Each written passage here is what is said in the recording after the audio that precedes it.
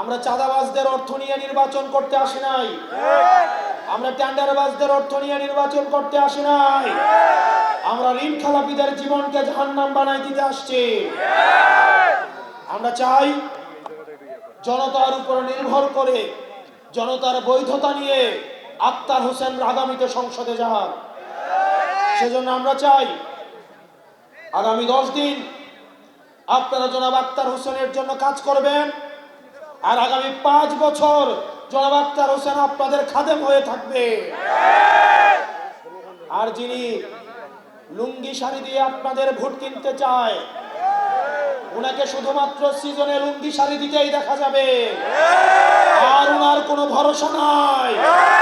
আমরা এমন মানুষের উপরে ভরসা রাখতে চাই যার দীর্ঘমেয়াদী কোনো পরিকল্পনা নাই, কর্মসংস্থান নাই, যার দক্ষতা নাই, যোগ্যতা নাই। উনি এই উত্তরাঞ্চলের কর্মসংস্থান নিয়ে ওনার কোনো দীর্ঘমেয়াদী পরিকল্পনা নাই। তাদের ভরসা জনগণের কাছ থেকে হারিয়ে গিয়েছে। প্রিয় কাউনিয়াবাসী, আমরা আক্তার হোসেনকে আপনাদের হাতে তুলে দিতে চাই। তার দায়িত্ব আপনাদেরকে নিতে হবে। আর যারা ভোটের আগের দিন লুঙ্গি নিয়ে আসবে, শাড়ি নিয়ে আসবে, অ্যাডভান্স অর্থ নিয়ে আসবে, তাদেরকে 12 তারিখ প্রত্যাখ্যান করতে হবে। 12 তারিখ যদি আপনারা কারো কাছ থেকে কোনো অর্থ সংগ্রহ করেন, যদি তাদের ভোটের জন্য, সিএনজির জন্য, অটোর জন্য অপেক্ষা করেন, এই একদিনের গোলামি আপনাকে আগামী 5 বছর ভোগাবে।